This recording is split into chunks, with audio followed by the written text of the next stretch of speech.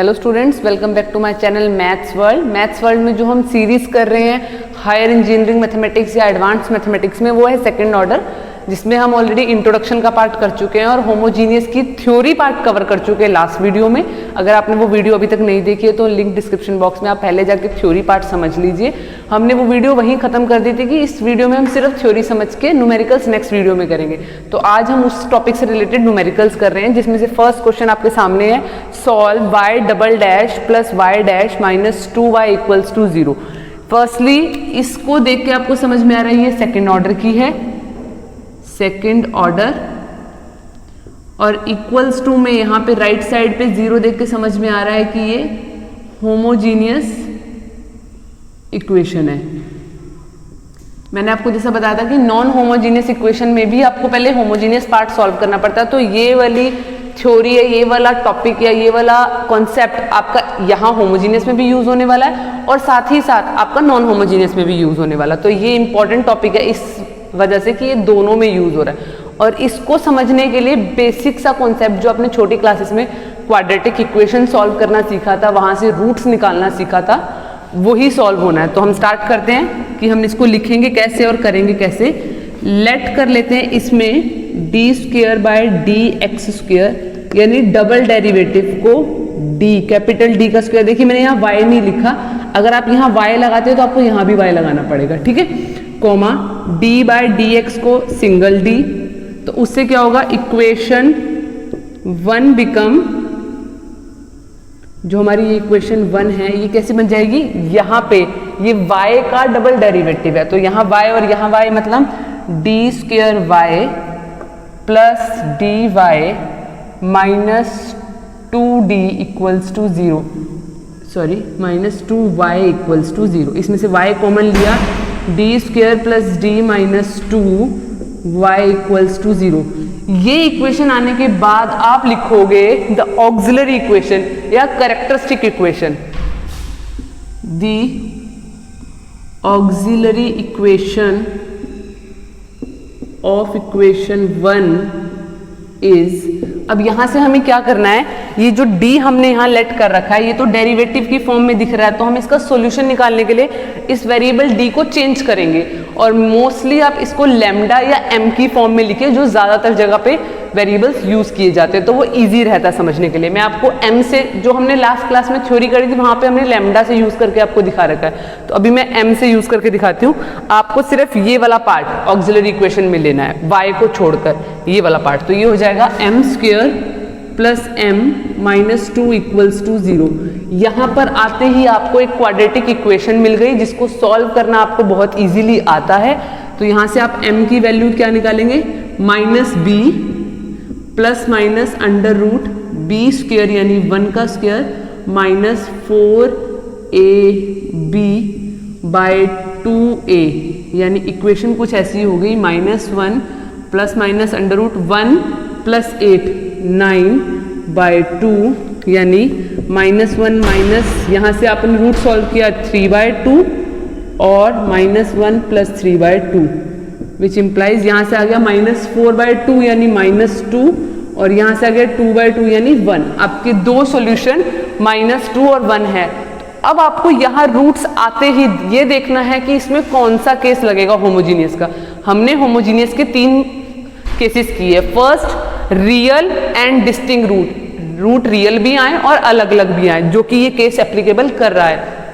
Second case में होता है रूट डबल आए और सेम आए और एक ही रूट आए, मतलब अगर 2 आया तो 2 के साथ 2 ही रिपीटेड आ रहा है, और थर्ड में हम पढ़ते हैं कॉम्प्लेक्स, तो उसके हिसाब से ये फर्स्ट केस में जा रहा है। तो फर्स्ट केस का सॉल्यूशन हम कैसे लिख सकते हैं, thus the solution of equation 1 is y equals to c1 e की पावर में लैम्डा x, या पहला वाला सॉल्यूशन यानी minus 2x plus c2 e की पावर में दूसरा, यानी 1x लिखना चाहो तो 1 लिख दो, अदरवाइज इसको बिना 1 के भी लिख सकते हैं हम, c2ex y। अब इस क्वेश्चन में आपको एक इंपॉर्टेंट बात और बताऊं, ये क्वेश्चन यहीं पे फिनिश हो गया है अगर आपको यहाँ पे IVP यानी इनिशियल वैल्यू प्रॉब्लम नहीं दी है। इन केस अगर इसमें इनिशियल वैल्यू प्रॉब्लम भी साथ में हम ऐड कर देते हैं तो वहां पे जाकर आपको क्या करना पड़ेगा, कांस्टेंट की वैल्यूज निकालनी पड़ेगी और कांस्टेंट की वैल्यूज को भी वापस सॉल्यूशन, यानी ये तो जर्नल सॉल्यूशन है, is journal solution of equation 1, right. ये क्वेश्चन यही फिनिश हो गया अगर आपको आईवीपी नहीं दी। लेट अस सपोज कि हमें इसके साथ इनिशियल वैल्यू भी दी हो, लाइक y डैश 0 पे या y 0 पे आपको इनिशियल कंडीशन दी है 1, y 0 पे आपको वैल्यू दी है 4 एंड y डैश 0 पे दी है आपको -5। तो इस केस में आपको क्या करना है, पहले y 0 यानी यहां पे 0 पुट कर देना है। तो y 0 पे C1, y 0 के केस में x की वैल्यू 0 पुट करते ही यहाँ पे सिर्फ C1 रह गया और यहाँ पे C2 रह गया। तो C1 plus C2 is equals to कितना आ गया आपका 4, y डैश 0 का मतलब पहले आपका डेरिवेटिव हो गया -2e माइनस, अभी इसको x ही रहने दे, -2x C1 प्लस C2ex, और जब हमने इसमें 0 वैल्यू पुट करी तो ये -2C1 plus C2 equals to आपका -5। अब इन दो इक्वेशंस को सॉल्व करके आप C1 की वैल्यू निकाल लेंगे एंड C2 की वैल्यू निकाल लेंगे। मैं डायरेक्ट लिख देती हूँ, C1 की वैल्यू 1 आ गई जैसे और C2 की 3 आ गई, तो फिर आप लिखेंगे thus the solution of equation 1 is, वो y इक्वल्स टू वहां पे C1 की वैल्यू पुट कर देंगे तो e की पावर -2x प्लस 3e की power x is particular integral, particular solution of equation 1। यानी क्वेश्चन में अगर इनिशियल वैल्यू प्रॉब्लम नहीं गिवन तो क्वेश्चन यहीं पे फिनिश हो गया। अगर इनिशियल वैल्यू प्रॉब्लम दी है तो इनिशियल वैल्यूज को लेकर C1 और C2 कांस्टेंट्स की वैल्यू निकालेंगे और उस कांस्टेंट्स की वैल्यू आप पुट कर देंगे तो वो बन जाता है पर्टिकुलर सॉल्यूशन। ध्यान हो आपको, तो हमारी इक्वेशन सेकंड ऑर्डर की थी, इसलिए हमारे कांस्टेंट्स भी 2 ही प्रेजेंट है, जो मैंने आपको स्टार्टिंग में बताया था। जितने ऑर्डर की इक्वेशन आप सॉल्व कर रहे हैं उतने ही आपको आर्बिट्रेरी कांस्टेंट्स मिलेंगे। हम इससे एक क्वेश्चन और लेट करते हैं सो दैट हमारे दोनों या तीनों केसेस कवर हो जाएं और आपको पता लग जाए कि हम सॉल्यूशन उनके कैसे लिख सकते हैं। बहुत ही इजी और बहुत ही बेसिक चीज जो आपने छोटी क्लासेस में क्वाड्रेटिक इक्वेशन पढ़ी थी, बस उसको यूज करके सिंपल सी चीज हो रही है, और वो भी एक साथ नहीं, दो केसेस में, होमोजीनियस के पार्ट में भी और नॉन होमोजीनियस में। नॉन होमोजीनियस की हम इसके बाद वीडियो बनाएंगे तो वहां पे आपको मैं दिखाऊंगी। फर्स्ट स्टेप में हम यही करते हैं, पहले होमोजीनियस पार्ट, एक्स्ट्रा में दूसरी चीज करते हैं। तो क्वेश्चन करते हैं। क्वेश्चन दिया है हमें y double dash plus y dash plus 0.25y equals to 0। इसे हमें सॉल्व करना है और सॉल्व करके इसका आंसर निकालना है। स्टार्ट करते हैं क्वेश्चन। अब आप चाहें तो वो लेट अस सपोज वाली जो लाइन है वो क्वेश्चन में नहीं लिखेंगे और डायरेक्टली इसको d² प्लस dy लिखेंगे तो भी चलेगा। मैं आपको लिख के दिखा देती हूँ कि the given equation can be rewrite as equation 1 हम ऐसे लिख सकते हैं। कैसे लिख सकते हैं? d² y यहां पे आएगा प्लस dy यहां आएगा प्लस 0.25 y इक्वल्स टू 0, यानी d² plus d plus 0.5 y आपका बाहर आ गया इक्वल्स टू 0।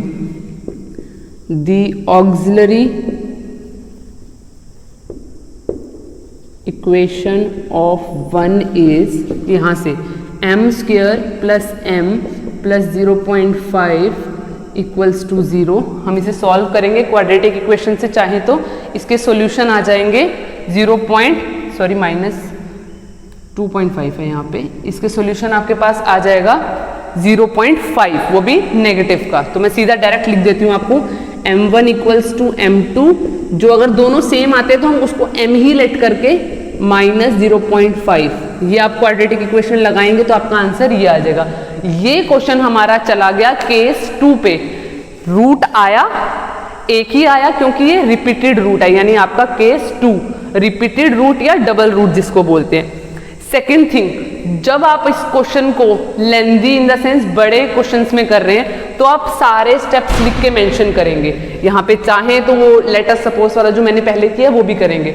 अगर आप किसी कॉम्पिटिटिव एग्जाम में क्वेश्चन कर रहे हैं तो डायरेक्टली क्या करिएगा, यहाँ से सीधा ये इक्वेशन लिखिए, सॉल्यूशन निकाले और आंसर लिख दे, बीच के इतने स्टेप्स, क्योंकि वो तो कॉम्पिटिटिव एग्जाम है, आपको आंसर टिक करना है। तो आप इसकी डायरेक्टली ऑक्सिलरी इक्वेशन बनाए रफ में, इसके रूट्स निकालें और रूट से आप सीधा उसकी इक्वेशन पे टिक मार्क कर सकते हैं, वहां से आपका टाइम सेव हो जाएगा।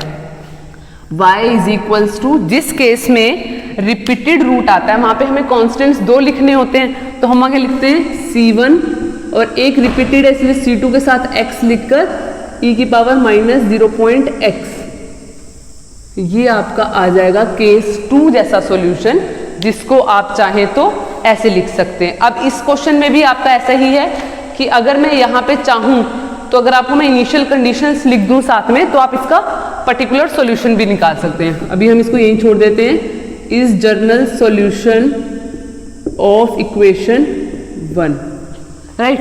अगर आपको यहीं से अगर इनिशियल कंडीशन दी होगी, मैं आपको इनिशियल कंडीशन दे के छोड़ देती हूँ, वहां से क्वेश्चन आप ट्राई करिए। y0, let us suppose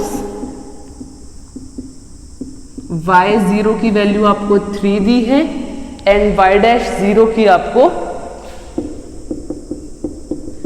-3.5। अब आप मुझे ये सॉल्व करके लास्ट में y इक्वल्स टू, अब इक्वेशन क्या बन जाएगी, ये चेंज होके क्या आ जाएगी, वो आप कमेंट बॉक्स में जरूर बताइए। बाकी अगर क्वेश्चन में इनिशियल कंडीशन नहीं दी तो आपका क्वेश्चन और छोटा हो जाएगा, इट्स बेटर। तो हमने ये 2 केसेस कवर कर लिए, एक क्वेश्चन और करते हैं कॉम्प्लेक्स से रिलेटेड भी, सो दैट आपको वो भी समझ में आ जाए कि वो क्वेश्चन कैसे करना है। तो हमारा होमोजीनियस का जो पार्ट होगा वो इतना सिंपल और इजी है कि वो सॉल्व खत्म हो गया, हमने उसकी थ्योरी भी समझ ली और उसका न्यूमेरिकल पार्ट भी समझ लिया। एक क्वेश्चन और करते हैं, solve y' plus 0.4 y' plus 9.04 y equals to 0। हमें इसको सॉल्व करना है और आंसर बताना है कि क्या आया। तो हम क्वेश्चन सॉल्व करते हैं। Solution, the given equation 1 can be written as, कैसे लिख सकते हैं हम इसको, D square Y plus 0.4 dy plus 9.04 y equals to 0, D square plus 0.4 d plus 9.04। आप सोच रहे होंगे हम इसका y वाला पार्ट क्यों नहीं ले रहे, y इक्वल्स टू 0, 2 ही केसेस बनते हैं, आइदर दिस 0 और दिस 0। y इक्वल्स टू 0 से तो कोई सोल्यूशन आपका आएगा नहीं, इसको हम ऑक्सिलरी की जगह कैरेक्टरिस्टिक इक्वेशन भी बोलते हैं। तो मैं यहाँ पे कैरेक्टरिस्टिक इक्वेशन लिख दूँ, the characteristic equation of 1 is, यहाँ आ जाएगा m square plus 0.4 m plus 9.04 equals to 0।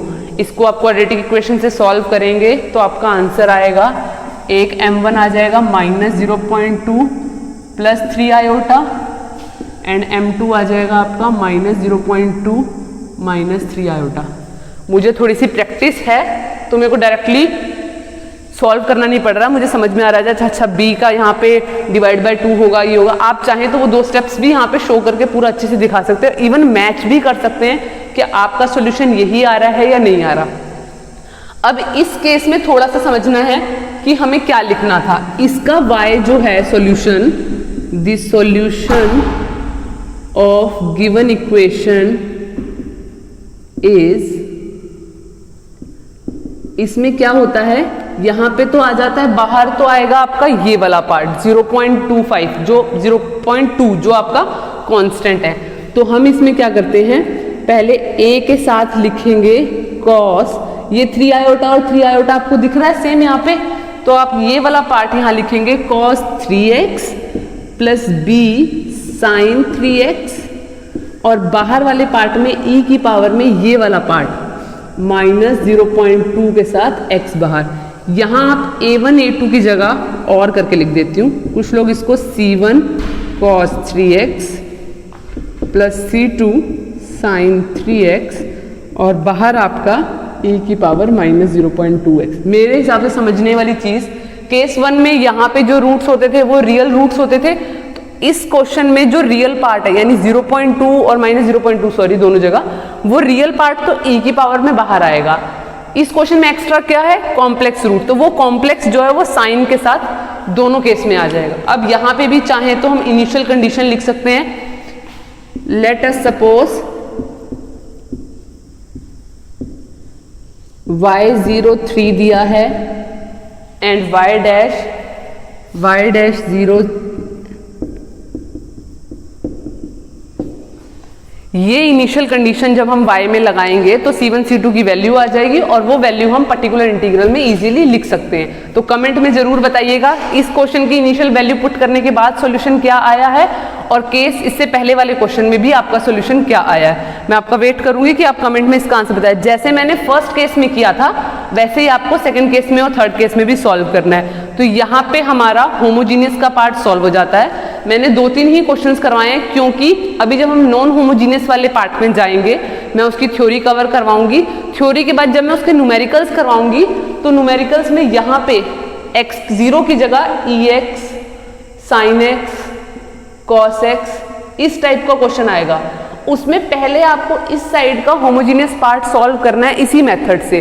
तो वहां जितने भी क्वेश्चंस हम कवर करेंगे मैं आपको एक प्रैक्टिस के लिए समझा दूंगी, बाकी क्वेश्चन का होमोजीनियस का पार्ट आप सॉल्व करेंगे, मैं आपको सिर्फ नॉन होमोजीनियस पार्ट में कैसे सॉल्व करना है वो समझाऊंगी, क्योंकि उसमें ऐड ऑन होके सिर्फ ये नई चीज है, होमोजीनियस वाला जो पार्ट है वो ऑलरेडी पुराना है।